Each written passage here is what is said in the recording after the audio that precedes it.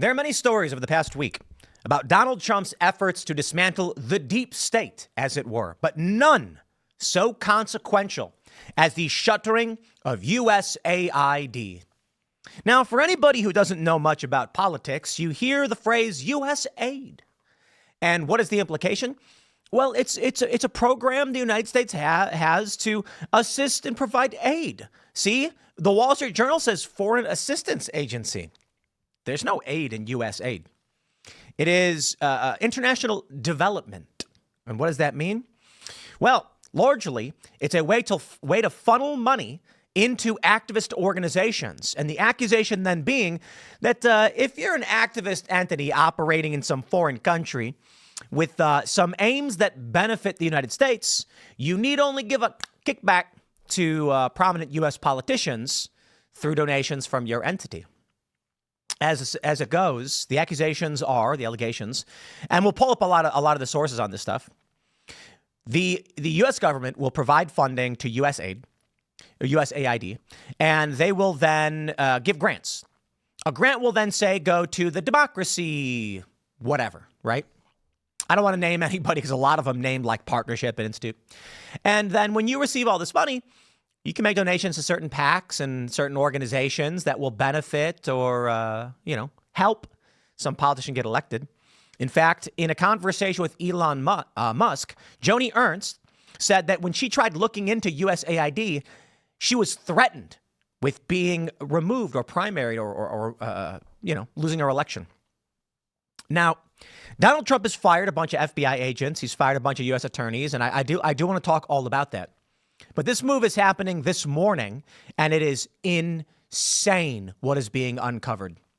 Let me just stress right now with this story. And it's you know why this is difficult? Excuse me. I know many of you may be saying, I don't know what USAID is. And so when I'm making thumbnails, you want to make sure you've got something recognizable, impactful that people can understand. And what do we have here? What is this? The Trump admin closes USAID. What does that mean? Ladies and gentlemen, we could be looking at the end of a massive global CIA conspiracy all about to be exposed. The story is that Elon went in. They told all of the USAID people, all the staffers, work from home. This is wild. As Elon Musk goes into these offices, the funny thing is, apparently, because most of these people are working remotely already, he walks right in. Computers are easily accessible, and they are uncovering some dirt. This is revolutionary. This is indescribable. Now, there are some other stories about feds and FBI agents plotting to counter in some way. And that'll be interesting, but I'll save that for the next segment. The first thing I want to do is show you what's going on with USAID and give you examples of why this is so massive from Elon Musk and from Mike Pence. Before we get started, of course, head over to castbrew.com. The purchase of coffee fuels are calling out of the deep state. Ian sold all his coffee. We do have Stand Your Grounds, which is a favorite, one of the favorites. It's a medium roast. It's very delicious. I recommend, here's the secret. You got to go in, you got to scroll down, and there it is. Focus with Mr. Bocus. Rest in peace. Our espresso blend, dark roast. And there you go. You get a cute little picture of a cat when you buy the bag. Also, head over to timcast.com. Become a member to support the show. The Green Room is back. We had Inspiring Philosophy discussing Jordan Peterson, Islam, and while they were filming, the Philly plane crash happened. And so it's a pretty wild episode of the Green Room show. But this is behind-the-scenes content here at Timcast, talking with our guests. As a member, you're supporting all of the work we do, so we are getting that content to you. Let's start here. Wall Street Journal. They say, the U.S. Agency for International Development closed its headquarters to agency personnel on Monday following moves by Elon Musk's Doge to exert control over the foreign aid organization. An email to USAID personnel said that the move was taken by agency leadership. The message said that replies should be directed to an email address that appeared to be associated with Gavin Kleiger, whose LinkedIn profile identifies him as a special advisor to the director of Office of Personnel Management who works for Doge. Wow. At the direction of the agency leadership, the USAID headquarters at the Ronald Reagan Building in Washington, D.C. will be closed to agency personnel on Monday, February 3rd, 2025. Kleiger and Doge didn't respond to a comment. They say the attack on USAID, an independent organization codified into law at the encouragement of the world's richest man, raises questions about whether Doge will follow a similar blueprint to close other agencies. I'd like to point out, many people are highlighting, USAID was created by executive order by Kennedy. So no one's really being swayed by this. It's a coup, said a current USAID official. It was unclear when, if ever, the agency would be up and running again. Musk said earlier Monday that Trump agreed with him that USAID should be closed, telling a live audience on his social media site X that he went over it with him in detail and we agreed we should shut it down. The accusations basically floating around. USAID is a CIA front for revolution and soft coups in foreign countries to align them with U.S. interests. And it's used to funnel money to elect deep state bureaucrat cronies. The reason why we have a uniparty shill government, because they're all propped up by this invisible money. The U.S. government has unlimited coffers. Money flows through USAID into various different foundations. That money flows back to fund election campaigns for those that are marching in lockstep with the deep state. And as it goes, and I'm saying these are allegations. I don't know. We'll see what happens. We may get a ton of really, really weird information coming out of this. You thought the Twitter files were bad. Wait till you see the USAID files. Now, you may be saying, well, what is this all about? Let's throw it to our good friends, Mike Benz. Why was USAID funding the production of heroin in Afghanistan? What's this story? Feds, U.S. taxpayer funds helping irrigate, fertilize Afghan opium funding in Taliban. American taxpayer money has funded irrigation canals, farming equipment, and even fertilizers to support the unprecedented poppy cultivation and heroin production in Afghanistan, mainly by benefiting Taliban narco-jihadists, U.S. officials found. Now, is that what was really going on? What was that? Now, in that, I'm not saying I know for sure, okay? I don't know. He's linked to a story. Here's another one.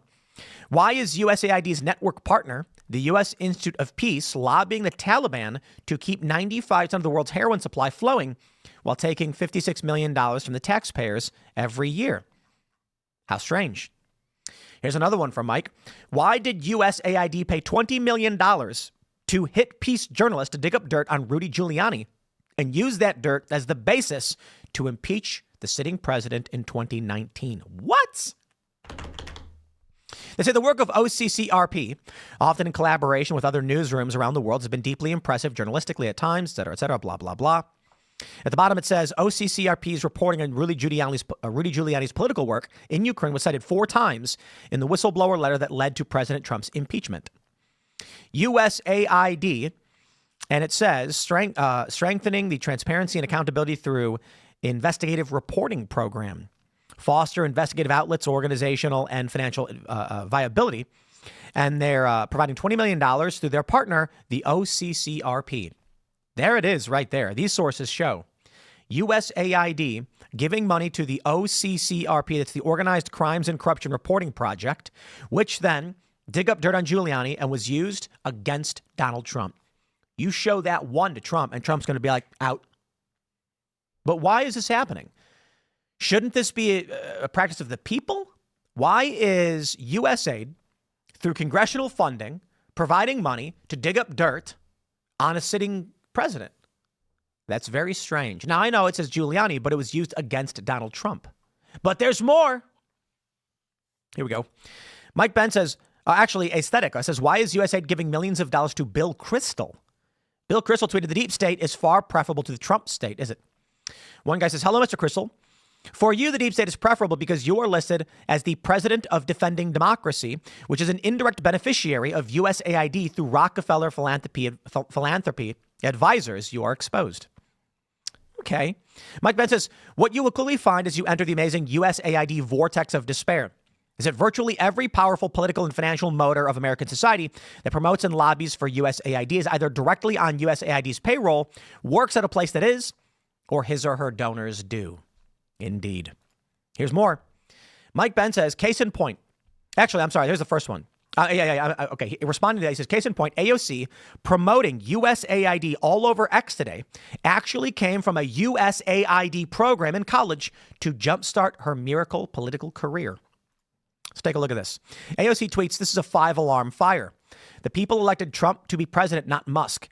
Having an unelected billionaire with his own foreign debts and motives raiding U.S. classified information is a grave threat to national security. This should not be a partisan issue. She's commenting on a tweet about USAID security chiefs on leave after trying to prevent Musk's Doge from accessing classified material. We then have this. Her trip to Niger was through the Niamey International Development Program funded by USAID. And what do you know, shortly after she left, there was a Western-backed coup that overthrew Niger's government. AOC, a junior in college arts and science, went to Niamey to study abroad and was confident in the safety of students studying in Niger. Nigerians are overwhelmingly peaceful people, even with political instability hung in the air, yada, yada, yada, blah, blah, blah. We get the point. Community placement. It says you won't marvel at Nigerian life from afar. You will take part in it. One of your required classes is actually a volunteer placement in the community. Nonprofit, dedicated democracy building, et cetera, et cetera. Once again, just a lot of accusations. That's why I'm saying what we will see from these files will be revealing. For now, we'll see. But we do have this clip from Joe Rogan, Mike Benz, breaking down how you can better understand this. State Department, USAID, and the National Endowment for Democracy. Now USAID is, a very notorious. It's sort of a switch player. There's no aid in USAID, by the way. That's your brain is being tricked when you see the phrase USAID. It's not an aid organization. The aid in USAID stands for U.S. Agency for International Development. It is developing internationally around the world all of the institutions that the State Department needs to use. So when they are capacity building activist groups in a foreign country, that's because the State Department wants those activists there. Now, USAID, for the first time in its history, it was created in the early 1960s by JFK, 1961. It was created because you had all of this intelligence, statecraft, and military support and logistical aid that was tripping over itself, basically. The military would be funding, would be running aid to certain groups in the region. The State Department would be running aid to certain groups in the region. The intelligence community would, and there was no sort of central coordinator of those capacity building operations. So USAID, by the way, is a $50 billion budget. The entirety of the intelligence community is only $72 billion. So it is more than the CIA and more than the State Department. Wow. And aid is basically USAID is effectively a switch player to assist the Pentagon with on the national security front, to assist the State Department on the national interest front, or to assist the intelligence community on a sort of clandestine operations front.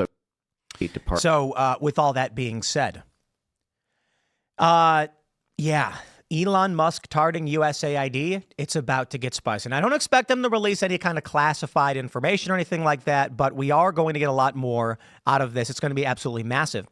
Now, RFK Jr. has stepped into the fray, and we have this clip where he was talking with Tucker Carlson, and I'll play this for you now. You can hear it from RFK Jr. 2014, there are riots it's called the Maidan Rebellion in Ukraine, which we're not told that we are financing those riots. The newspapers never told us, our government never told us. USAID, which is a CIA front, put $5 billion into funding those riots. Those riots lead to a coup d'etat against the first democratically elected government of the Ukraine. It was a government that refused to choose sides and to say, we're going to be on the side of the West. So we wanted them out. A month before that government is overthrown, Victoria Nuland, who's the part of the centerpiece of the neocon ideology and who is now a high-level official in the State Department, has a secret call with the U.S. ambassador, which is tape recorded and is now public, which anybody can go and look up, where she is picking the new cabinet for the Ukraine, which is a U.S. Western cabinet. So they're picking the new government a month before the old government is overthrown. Is that how democracy? Is that democracy when Victoria Nuland picks her government? Well, that's the point. Is USAID doesn't really do And the CIA don't do democracy. The CIA has overthrown, I think, 83 governments between 1947 and 1997. That's a third of the governments on Earth, and most of them were democracies. Oh, it doesn't do democracy. Wow. So what did he say? He said the CIA did this, overthrowing all of these different countries. Now, I thought I had that Elon Musk clip pulled up. Where is it at? Here we are right here. Elon Musk on USAID threatening Senator Joni Ernst. It's outrageous that a taxpayer-funded organization would threaten a U.S. senator. Let me play the clip for you. Listen to this. Oh, Elon, you have been on USAID. You Yes, have really, and so that's the this hornet's nest for sure. this was another one of my efforts. Yes, And this began years ago when we were trying to figure out what they were doing with our American taxpayer dollars that were going to support humanitarian efforts in Ukraine. So I wanted to know exactly how those dollars were being spent, and right. not A just in. reasonable request. Yes. Oh my gosh. And I shared this with you earlier, Elon, just privately, but we got all kinds of threats from USAID because I was trying to exercise my oversight capacity in Congress. So I mean, they, that's just shocking. I mean, it's oh, how I mean, honestly, it's outrageous that a taxpayer-funded organization would threaten a U.S. senator uh, who is simply trying to figure out if American taxpayer money is being spent correctly and not fraudulently. yes. Indeed, my friends. The rabbit hole runs deep. So there are many mechanisms by which the CIA, the deep state, powerful global interests, and NATO, etc., Western forces seek to implement dominance on this planet. But you know what? As I've explained it time and time again, I'll state it again. They say that wealth lasts 3 generations. And I think we see it here. Maybe that's why empires only last a certain amount of time. Who knows? But the idea is that a man works hard, or a woman, and they figure out how to run a business and they make a lot of money. They have kids. Those kids watch their parents work and get a job in the business and can do high-level work. But they don't have the same gumption and work ethic that was developed by their parents. Something in the life of that parent, that man, that woman who becomes successful drove them to be that successful. Their kids don't have it. But the kids can maintain. Now, those kids have kids, the grandkids of the original founder. And those kids can't maintain. And so they begin to wind things down, and they say wealth lasts 3 generations. There are certainly some families that have maintained wealth for much, much, much longer than that. Sure. But on average, that tends to be what it is. I think this is true of the deep state as well. After World War II, there was an effort, the liberal economic order, it was called. I am not making this. This is really, you know what? Let me just, I'm going to pull it up because a lot of people don't want to believe it. The liberal international order or the liberal world order. Let's, what is this? The CFR. Should we pull up the CFR? What is the liberal world order? This thing is, it's simply just pull it up from the Council on Foreign Relations. It's the liberal economic order or the liberal international order or the liberal world order. And the idea was after World War II, there would basically be a degree of global control to prevent the next war. This meant that our interests must be paramount, but our interests can get muddied. And so in the late 80s, I think it might have been late 80s, maybe 89 or 90, George H.W. Bush was giving a speech where he was talking about the change over from the liberal world order to a new world order. He wasn't like a new world order became this buzz phrase that was called a conspiracy theory. And it's really strange because he literally said it and it wasn't a proper noun. He was saying there's the liberal world order, but soon we'll have a new one. A world order that is new, effectively. And that is what we are looking at over the past couple of decades that is being dismantled now after its failures by Donald Trump and now Elon Musk. What we are witnessing is a revolution, a global one. And of course, there's going to be a lot of angry people. The tariffs on China, Mexico, Canada, I think are very important. And you can see that they are freaking out. Why should we do labor for them? They're not America. If they want to benefit off of our hard work and our development and our success, then there's got to be reciprocity. And thus begins these trade wars. But we'll see, my friends. There's a lot more going on than just this. Feds right now are plotting their revenge. So we'll jump to that story for the next segment. Smash the like button. Share the show with everyone you know. This is where it gets interesting. Reports that FBI agents want to protest. Trump's firing any Fed that was involved in the J6 investigations, which is like thousands. And so be it. These people were engaged in a political witch hunt against people for supporting Donald Trump. They were engaged in an attack on our democracy, trying to put the front runner in prison, and at the state level, too. There must be accountability. So, my friends, as I said, follow me on X and Instagram at Timcast.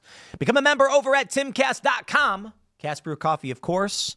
And really do appreciate all your support. We're back. I'm back. I'll be back, of course, hosting IRL tonight. Next segment's coming up in about an hour. Don't miss it, and we'll see you all then.